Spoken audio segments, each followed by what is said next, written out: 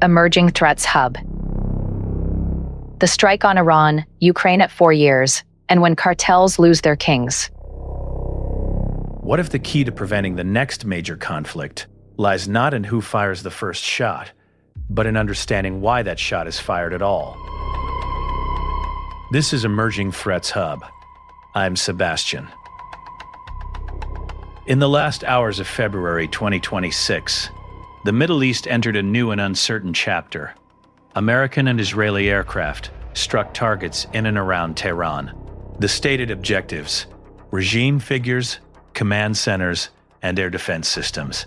We are now in the immediate aftermath of an action that could reshape not just a nation, but an entire regional order, and the global systems that depend on it. This week, we're going beyond the headlines. We'll examine 3 major developments that, while seemingly disparate, are connected by a common thread: the tension between old assumptions about power and new realities of conflict. First, the strikes on Iran and what they mean for regional stability and international law. Second, the 4-year mark in Ukraine and why one former commander believes the future belongs not to treaty alliances, but to technological ones. And third, the death of Mencho, the leader of one of Mexico's most violent cartels, and why removing a kingpin doesn't necessarily remove the threat. And in our Under the Radar segment, we'll examine something most coverage has missed: what China's unprecedented military purges tell us about the relationship between political loyalty and military effectiveness. I'm your guide through these complex terrains, and my commitment to you is this: we will analyze these developments with clarity and principle, always asking not just what happened, but what comes next, and how might we build towards stability. Let's begin. The Iran strikes a constructivist reading. When news broke of the U.S.-Israel strikes on Iran, the immediate question on every analyst's mind was predictable. Is this the beginning of regime change, or the start of a regional quagmire that could consume the Middle East for a generation? But allow me to offer a different frame. The real question isn't just about military outcomes. It's about what this moment reveals about the ideas that drive international behavior, and whether those ideas can be reshaped. Let me be clear about what we know. The strikes targeted Iranian regime figures, command and control infrastructure, and air defense systems. This was not a limited response to a specific provocation. This was, in the assessment of several analysts at the Royal United Services Institute, an existential strike against the current Iranian leadership's ability to maintain control. The foreign affairs analysis we've examined suggests that advocates of this approach believe the United States must go big and then let Iranians do the rest. The theory, such as it is, holds that a decisive blow to the regime's core could catalyze internal collapse, allowing Iranian civil society to determine its own future. It is a theory built on assumptions that deserve scrutiny.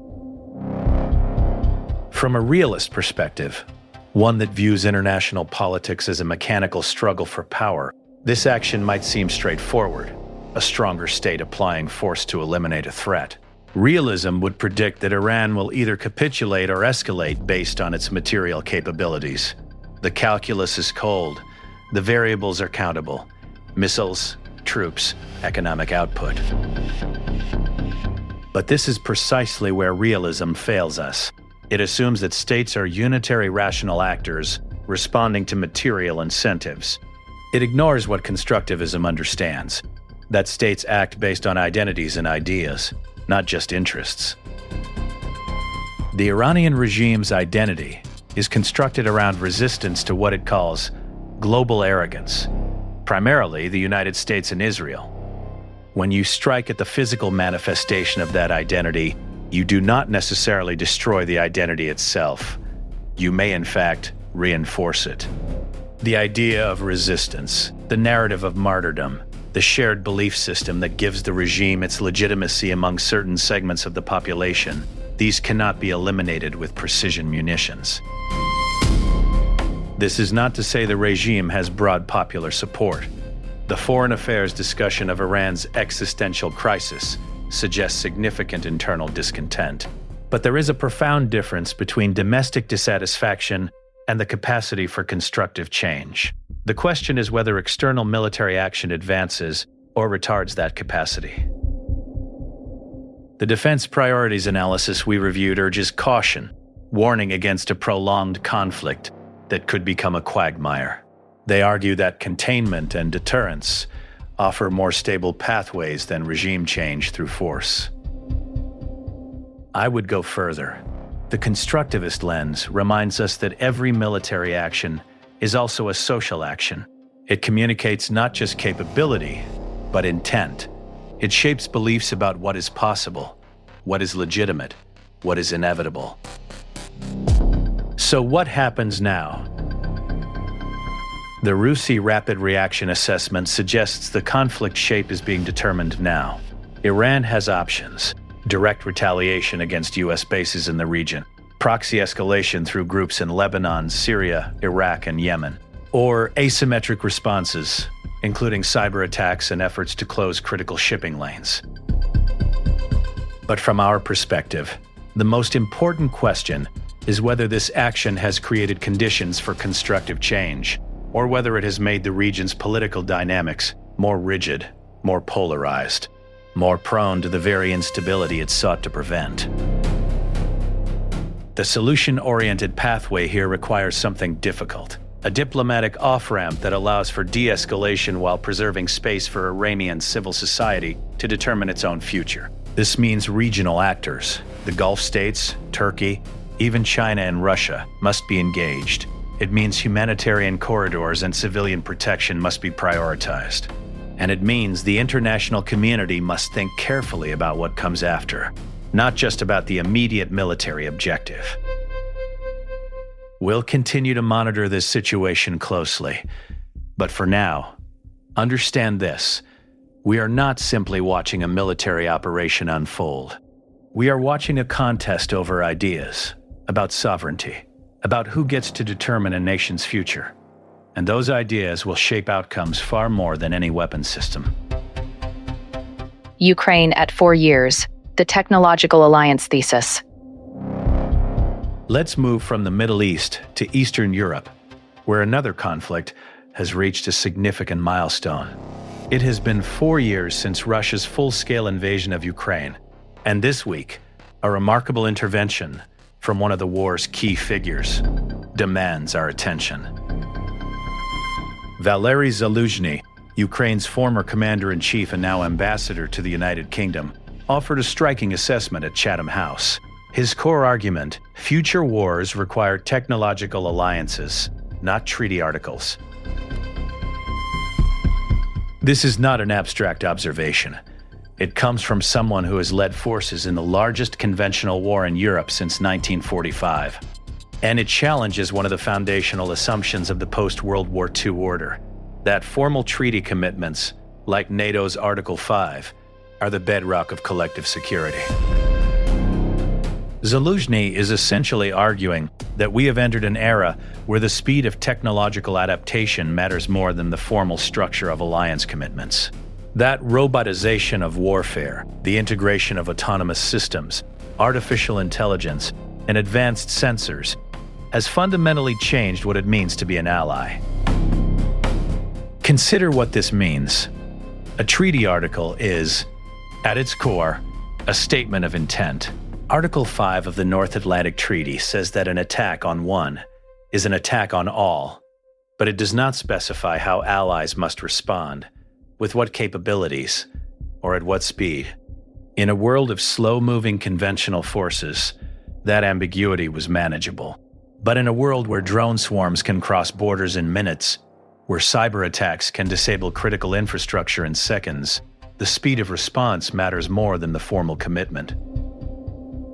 From a constructivist perspective, Zaluzhny is pointing toward a new form of international coordination, one built not on shared legal obligations, but on shared technological platforms, shared data, shared real-time awareness. This is a profound shift. It suggests that the most important form of international cooperation may not be treaties, but interoperability.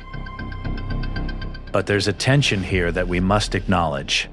The RUSI analysis we examined on the Ukraine stalemate suggests that neither side has gained a decisive edge after 4 years. The conflict has become in many ways a war of adaptation and imitation. Each side develops a new tactic or technology. The other copies or counters it within weeks or months.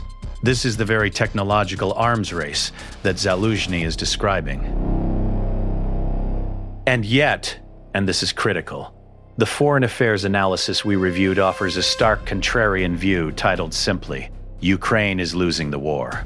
The authors argue that, with Moscow pressing its advantage, Kyiv should trade land for peace. I want to engage with this argument seriously, because it represents a perspective that many hold, but few voice publicly.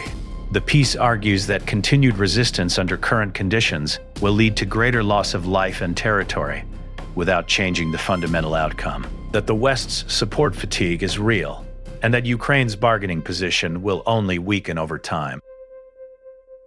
From a realist perspective, this analysis has a certain cold logic.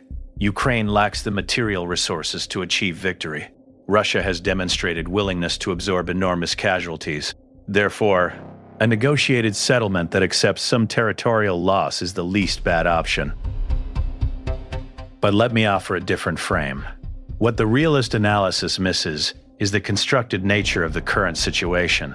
Ukraine's position is not simply the result of material facts on the ground. It is the result of choices made by multiple actors. Choices about support levels, about technology transfer, about training, about diplomatic coordination. The RUSI assessment on Russia's aggression notes that showing Ukraine can sustain resistance while expanding costs on the Kremlin is the only path towards settlement on durable terms. This is not empty optimism. It recognizes that the terms of any settlement will be determined not by the current battlefield position alone, but by the perceived sustainability of each side's position. A settlement imposed from a position of perceived weakness is unlikely to hold. It creates grievances that fuel future conflict. This is why the constructivist emphasis on beliefs and perceptions matters so much. If Russia believes time is on its side, it has no incentive to negotiate seriously. If Ukraine believes it has no path to acceptable terms, it has no incentive to stop fighting. Changing those beliefs requires changing the underlying reality, but also communicating that change effectively. So, what is the solution-oriented path? First, Zaluzhny's technological alliance concept deserves serious development. What would it mean for Ukraine's allies to share not just weapons, but the real-time intelligence, target data, and autonomous systems integration that define modern warfare? What would it mean to create the institutional frameworks for this kind of cooperation? Second, the diplomatic track must remain open and must be linked to the battlefield reality. The current stalemate is not static. It is dynamic. Ukraine's capacity to negotiate acceptable terms depends on its capacity to demonstrate that the costs to Russia will continue to rise. And third, we must think seriously about what durable terms actually mean. Any settlement that leaves one party feeling permanently aggrieved is not durable. This does not mean restoring every inch of territory. It does mean creating conditions for a future in which both parties can have some confidence in their security guarantees, economic reconstruction, and integration frameworks that make renewed conflict less likely. The constructivist insight here is fundamental. Peace is not simply the absence of war. It is a set of shared beliefs about legitimacy, about future intentions, about the rules that will govern behavior. Building those beliefs takes time, institutions, and most importantly, a commitment to seeing the conflict not just from one's own perspective, but from the perspective of sustainable stability for all parties. Europe's defense gap, the capability question. While Ukraine grapples with technological warfare, Europe as a whole is confronting a different question. Can the continent defend itself? This week, Euractiv reported that Europe faces large shortfalls in its defense capabilities.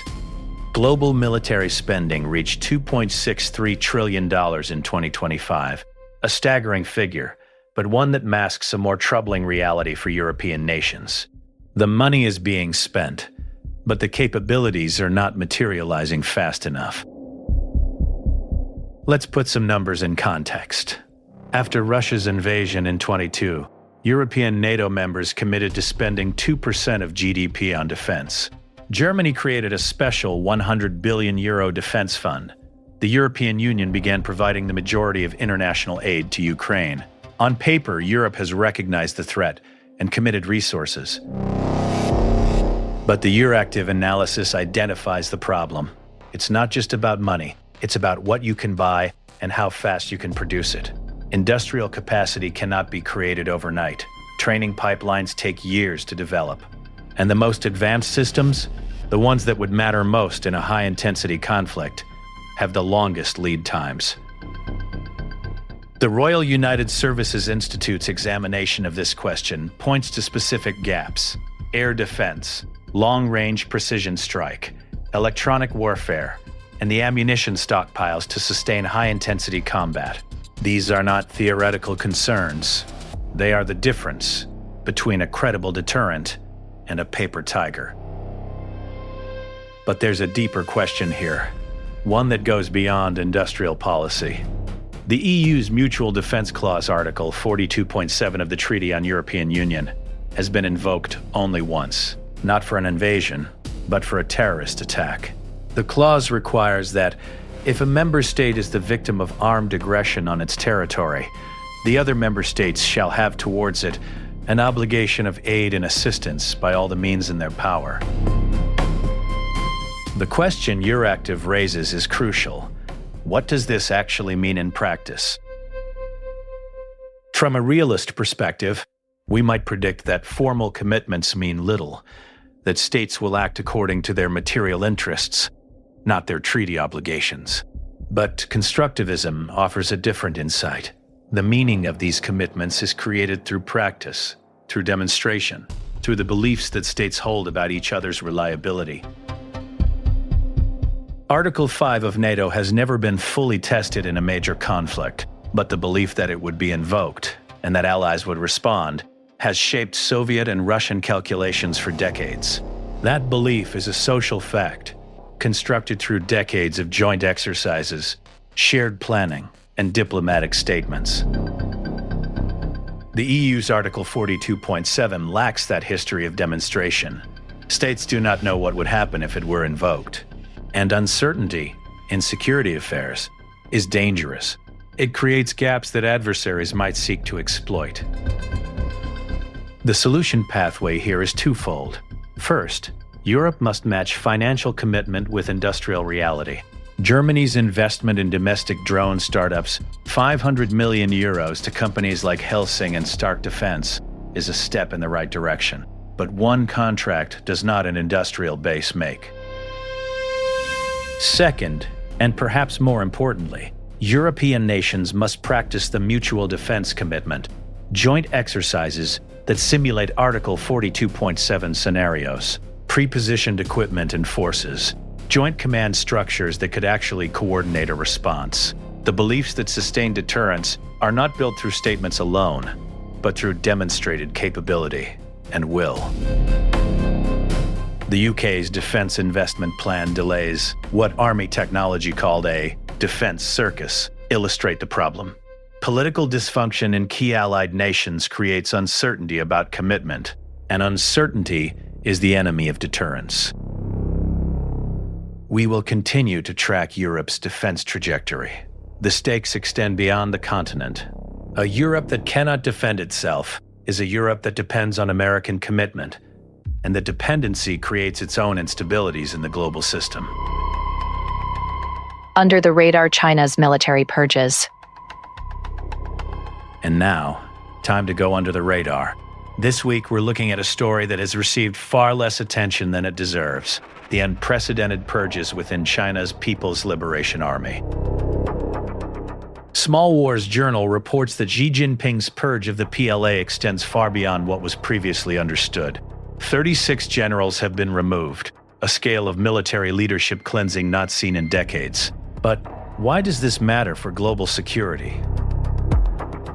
The conventional realist analysis would suggest that China is strengthening its military by removing corrupt or incompetent leaders.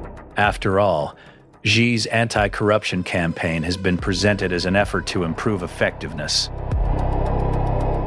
But the constructivist lens offers a different interpretation. What we are witnessing is a fundamental tension between two competing imperatives: political loyalty and military professionalism. In any military organization, there is a balance between ensuring that forces are loyal to the political leadership and ensuring that those forces are competent at their primary mission, fighting wars. These imperatives can reinforce each other, but they can also conflict. When 36 generals are removed in a short period, the signal sent to remaining military leadership is clear. Your primary obligation is political loyalty, not professional competence. This has profound implications for how officers behave, what they prioritize, and what they report. The foreign affairs analysis we reviewed on China's strategy notes that Beijing wins by waiting, that predictability and patience are sources of strategic strength. But the purges introduce a different variable: internal uncertainty. How do you pursue a patient, predictable strategy when your military leadership is being regularly rotated out for political reasons? This is not to suggest that China's military is about to collapse or that its capabilities are illusory, but it is to say that the social construction of military effectiveness matters. An organization where officers fear political purge may be less likely to report honest assessments, less likely to take calculated risks, less likely to develop the kind of institutional knowledge that matters in actual combat. The lesson for observers is broader. We often assess military capabilities in purely material terms: number of ships, range of missiles, sophistication of sensors. But the ideas that shape military organizations, their culture, their incentives, their relationship to political power, matter as much as the hardware. This story has received little attention because military purges in China are not new. But the scale is new, and the implications deserve monitoring as we assess China's long-term strategic trajectory. Mencho cartel decimation or fragmentation. Let's turn to the Western Hemisphere, where a different kind of conflict has reached a turning point. Mexican federal forces, with U.S. assistance, have killed Nemesio Oseguera Cervantes, known as El Mencho, the founder and leader of Cartel Jalisco Nueva Generación, or CJNG. Small Wars Journal calls this the most consequential cartel decapitation in years. But the question that follows is the same one that has haunted counter-narcotics strategy for decades. Does removing a kingpin reduce violence, or does it fragment the organization into something more dangerous? The kingpin strategy has been the dominant approach to counter-narcotics for years. Remove the head, the thinking goes, and the body will die. But the evidence suggests otherwise. When the Cali cartel was dismantled, it didn't end the drug trade. It created space for more violent organizations to emerge. When the Zetas fragmented, violence often increased as factions competed for territory. From a constructivist perspective, we might ask, what is a cartel? It is not simply a criminal organization. It is a set of social relationships between leaders and lieutenants, between the organization and local communities, between traffickers and corrupt officials, between the cartel and its rivals. When you remove the head, you do not necessarily destroy these relationships. You may simply transform them. CJNG has been characterized by a highly centralized structure under El Mencho's leadership. The question now is whether this centralization means the organization will fragment without him, or whether a clear succession plan will allow it to continue operating with minimal disruption. The Small Wars Journal analysis we reviewed suggests that El Mencho is gone, but CJNG remains. The organization has diversified beyond drug trafficking into extortion, kidnapping, and significantly legitimate business infiltration. A separate analysis notes that cartels have insinuated themselves into Mexico's craft beverage industry through distribution networks and extortion. This is not an organization that depends solely on one leader's charisma or connections. The solution-oriented question is this: what would actually reduce the violence and instability that cartels generate? One approach is to treat cartel violence as a law enforcement problem. Identify leaders, capture or kill them, and disrupt operations. This is the approach that has dominated US and Mexican policy for decades. The results speak for themselves. Another approach is to treat cartel power as a symptom of broader social and economic conditions. Where do cartels recruit? In communities with limited economic opportunity. Where do they operate? In territories with weak state presence. How do they move product? Through networks that exploit the demand for illicit goods in wealthy nations. This is not to suggest that law enforcement is irrelevant. El Mencho's death removes a brutal figure from the landscape, and that has value. But it is to suggest that a sustainable solution requires addressing the conditions that make cartels possible, not just the cartels themselves. This means economic development in affected regions. It means addressing drug demand through public health approaches, rather than pure criminalization. It means building state capacity and legitimacy in areas where cartels currently provide the only reliable services: protection, dispute resolution, even employment. The United States' 2026 National Defense Strategy, according to the analysis we reviewed, emphasizes defending the U.S. homeland with a hemispheric focus. This suggests a shift towards seeing cartel activity as a national security issue, rather than purely a law enforcement one.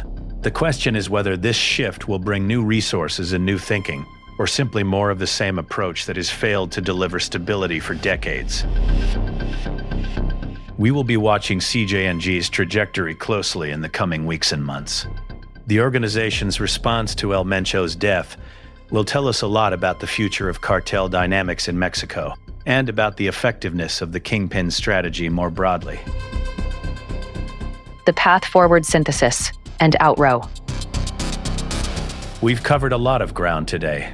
Strikes in Iran, stalemate in Ukraine, defense gaps in Europe, military purges in China, cartel fragmentation in Mexico. What connects these disparate stories? I'd suggest it's this. Each reveals the tension between old frameworks for understanding conflict and new realities that those frameworks struggle to capture. In Iran, the old framework would predict that military force either succeeds or fails based on material capabilities. The new reality is that identities and ideas matter, that striking at a regime is not the same as striking at the legitimacy it claims, and that the ideas we reinforce through our actions may be more important than the physical damage we inflict. In Ukraine, the old framework would emphasize treaty commitments and formal alliances. The new reality is that technological integration, the ability to share information, coordinate autonomous systems, and adapt faster than adversaries may matter more than the paper commitments that once defined collective security. In Europe, the old framework would suggest that spending money equals building capability. The new reality is that industrial capacity, training pipelines, and demonstrated institutional commitment take time to develop, and the beliefs that sustain deterrence must be built through practice, not just proclamation. In China, the old framework would assess military capability by counting ships and missiles. The new reality is that the ideas shaping military organizations, their culture, their incentives, their relationship to political power, matter as much as the hardware. And in Mexico, the old framework would treat cartel leaders as targets to be eliminated. The new reality is that cartels are social organizations embedded in communities and economies, and removing leaders without addressing conditions may fragment violence rather than reduce it.